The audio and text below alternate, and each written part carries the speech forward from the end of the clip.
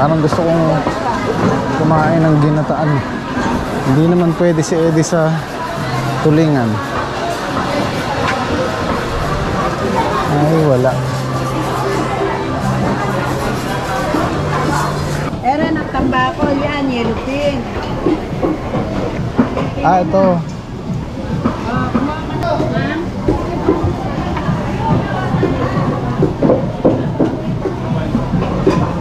Kuya,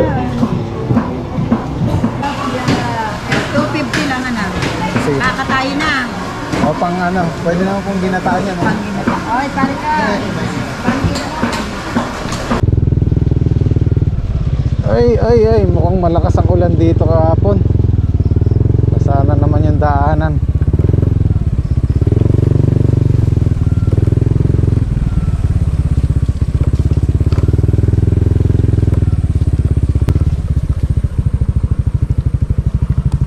Okay.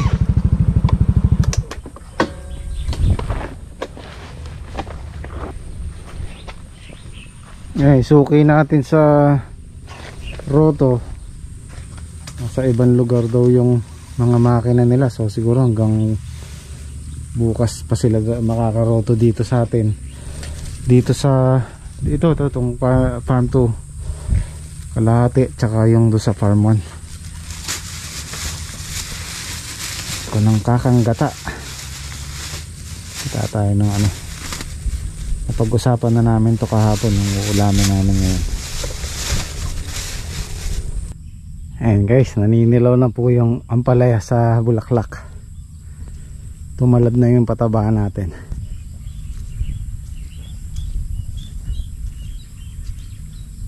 Malapit na rin silang umakyat sa taas. Malapit na silang mag-7.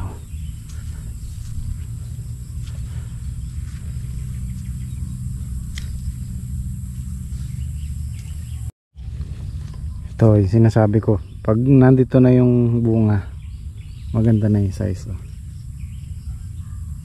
Pero yun doon sa baba, maliliit pa yan, punggok na maliliit. Yung kagaya nito, maliliit pa yan.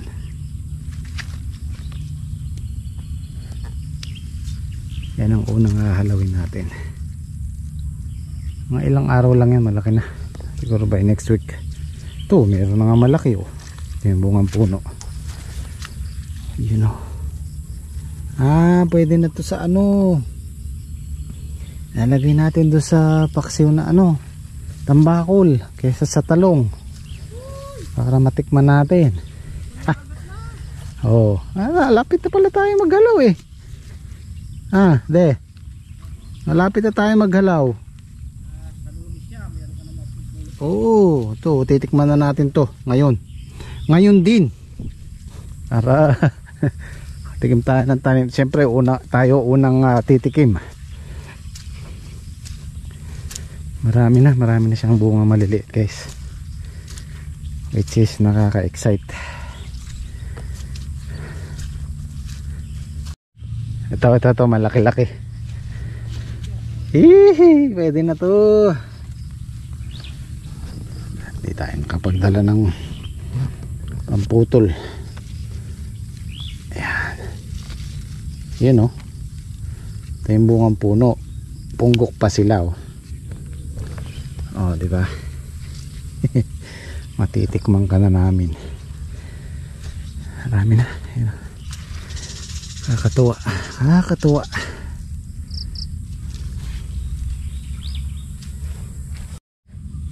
Tapos lagyan natin ng sili. Yun o, kompleto na. Hindi ako bumili ng gulay kasi alam ko meron tayong pananahog dito. Papaksiw na natin yung ano, tapos tsaka igagata. Yung iba kasi nagluluto, hindi nila nilalagyan ng suka, kumbaga gata lang talaga. Pero tayo may kasamang suka para nagtahalo yung asim at ano. Ito, lalim ng tubig pala dito. Mababa eh. Yan, mahina natin lumaki oh.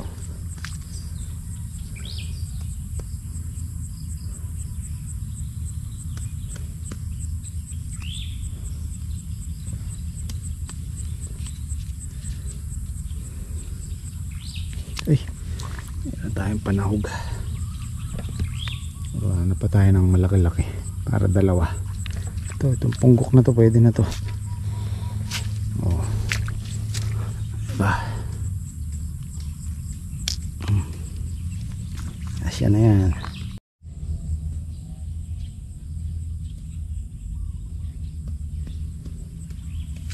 Nag-aalala lang ako kagabi kasi halos magdamag ang ulan. Ito maghapon na to, bababa na yan. Gulat ako, kala ko asto. Oh. Mas yung okra natin, kasalukuyan na rin naglalabas ng bunga yan. Ang cute. Oh, diba? Sabay-sabay na yan. Ayan pa, oh.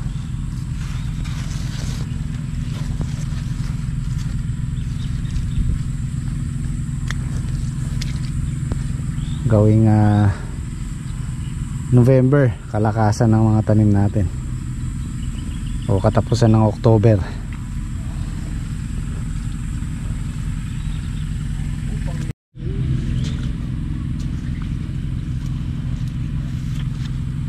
Medyo na ano lang yung mga bulaklak niya kasi nagpataba tayo. Bakong. Tagalog ba yung mga babakong, guys? Kumbaga hindi nagtutuloy. Pero yung pag tumalab na yung pataba niya, dire-diretso na yan. Yung mga bulaklak niya tutuloy na yan. Yan, bukod lang, wala. Wala na. Ganit, wala na niya.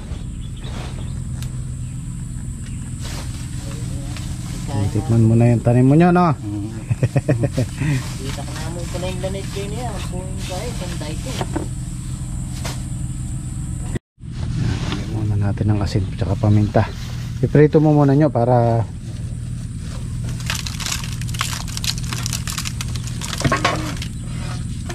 Nakalasawa ko dito yung palagdari parang pati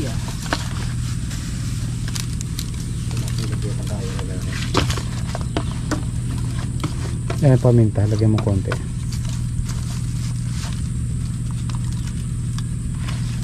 Okay, tapos Suwana.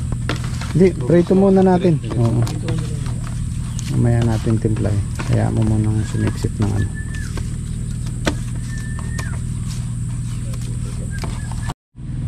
Yun ang nakalimutan ko. Nakalimutan kong bumili ng kape. Timplayin na lang natin isa tapos hati-hati tayo. Bibili ako mamaya. Wala rin tayong bigas eh. Tsaka yelo.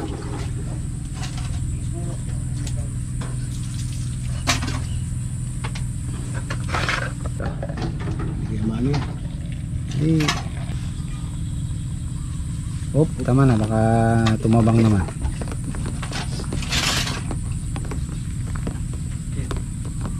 Hati-hati na lang tayo dito.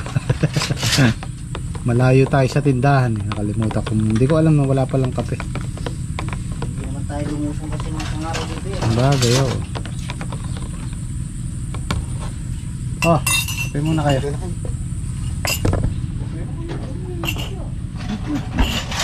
Wala pa asukal to, ha. Pare-pares tayo. Yun! Bato! Oh, kasya naman yan. Oo, bato to. Oh. Habang mainit-init si Mang Emong. Lagi ginagay ba yung pati natin? Yan, oh. Walang matigas na tinapay sa mainit na kape. Oh, kaya rin. Ano, para ka lang yung mga.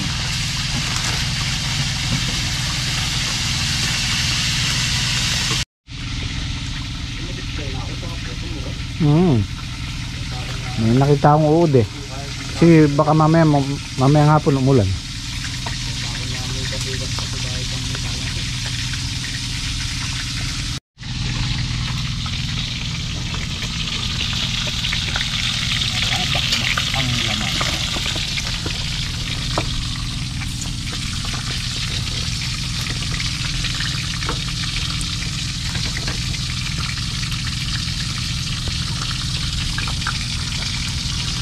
Shoutout kay Patrick. Trek, sarap na ulam mo. Wala si Patrick eh.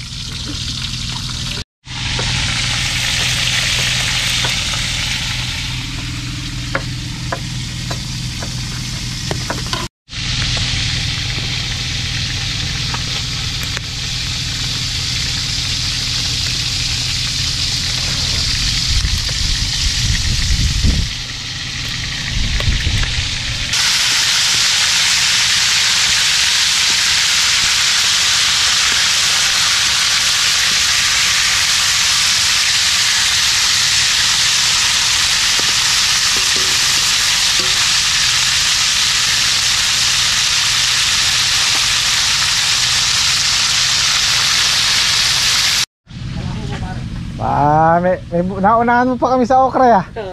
Yun sa'yo, malapit na rin. Meron na, may bunga na maliliit. Oo. Naka-harvest ka ng sitaw ngayon? Oo. Siyam na tali lang. Magkano? Kuha sa'yo? 40 na lang pare. Ay, maganda pa rin yun. 40. Oo, pwede ba ano? Oo, wag lang bababa ng 30 yan, okay. Bali ano? Ang dami naman pare. Nakailang okra ka?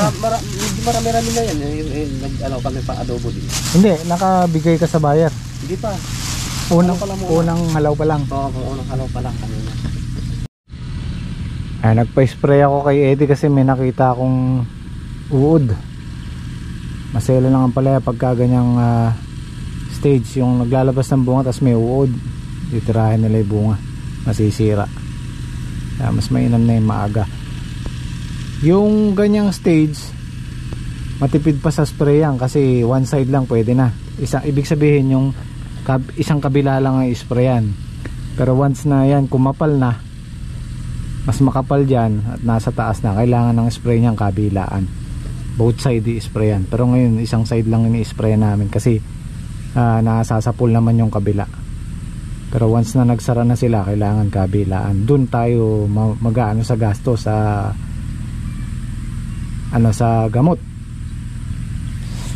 Nga pala, ang schedule ng pag-spray namin sa ampalaya pagkatapos ng harvest. Ang harvest po ng ampalaya ay every 4 days, pagitan ng 4 na araw. So bali twice a week. Nabili muna ako ng ng bigas tsaka kape. Mamaya na natin iluto to. Maaga pa naman alas 9. Yan, baka sampahin ng pusa to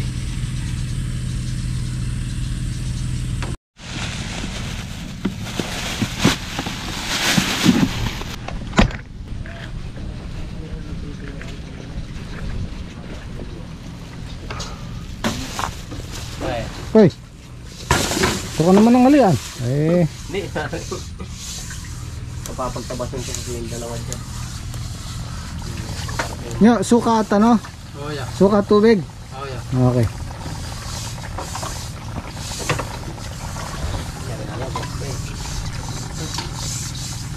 Ilang minuto na to? Pwede man. Bago pa lang. Okay. Ano loto pa? Ginataan. Ginataan. Oo, tambako. Balya. Oo, dito ko naman ang alian.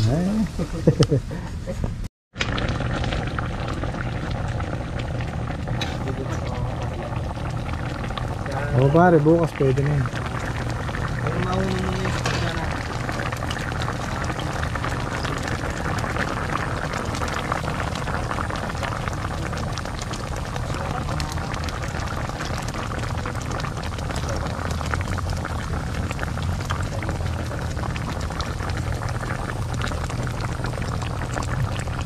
Meron ng asin at ano nyo? Wala pang asin. Pare, baka may damay. Sigurado may daga yan. Ahas. Kasama yan daga at ahas. Yung yung matanda namin kasama, may nakuha siya ng asgam, natalasan doon Muntik na siya Nasa sili. Ginagalang paruruling ko. Hinahabol siya.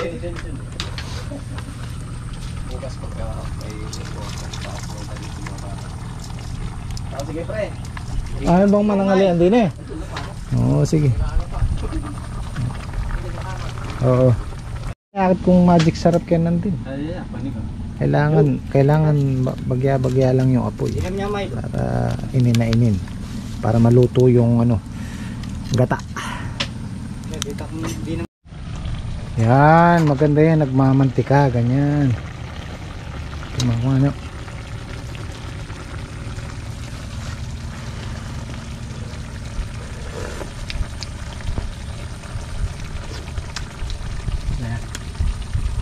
matabang nyo, lagyan mo konting asin. Wala tayong magic sarap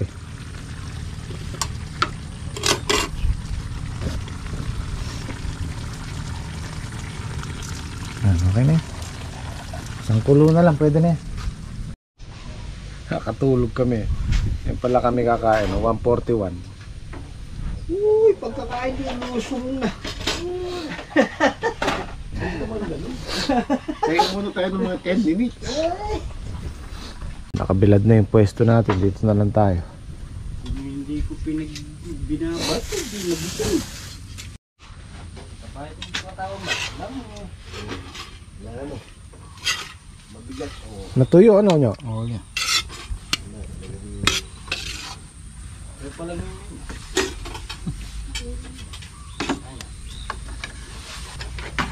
Malapit yung buwang karap ng sada. Buntok. Sa akin. Hindi ka nang buntot ne. Siyempre ba? Alang libutan ka rin nyo. Ayun rin. Ano yung butok? Ayun buntot na. Wala naman laman niya. Yung buntok? Kaya pala. Eh, ba't hindi mo sa akin buntot?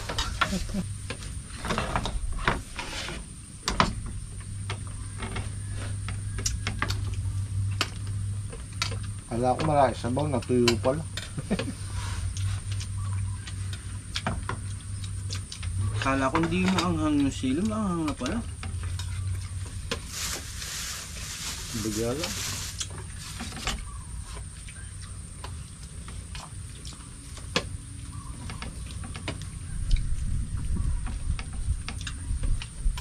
Masarap ng ampalaya. Kulang pa eh.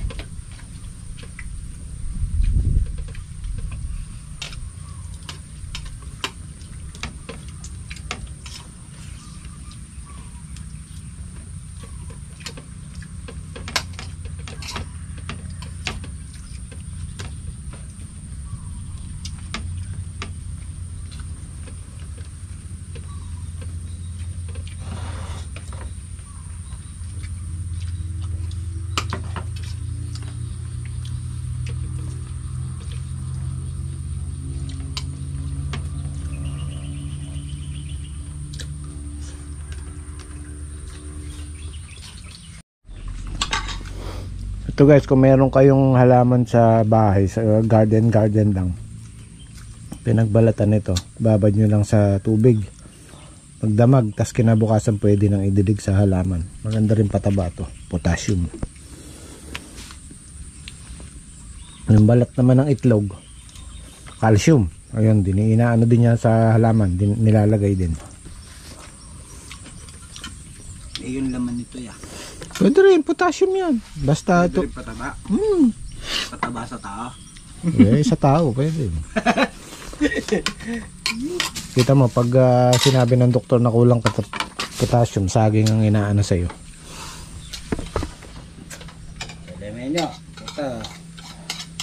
Taon dito. Chatong ka lang kayo, watay. Kahit ang kaya masiksikitan ko ang laman.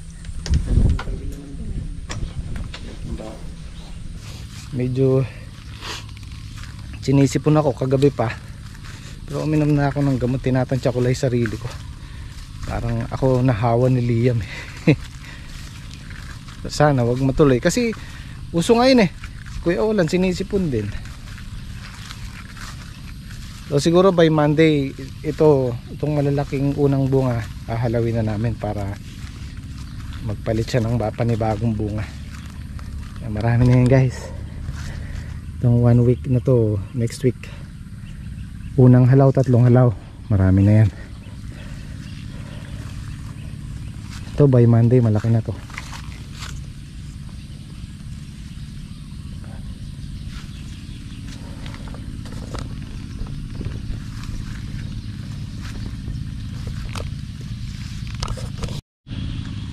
Ito pansinin nyo to, nasasakal siya ng sarili niyang baging.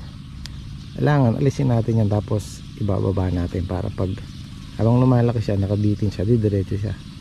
Yung iba nga tinatalian yan para dumiretso eh.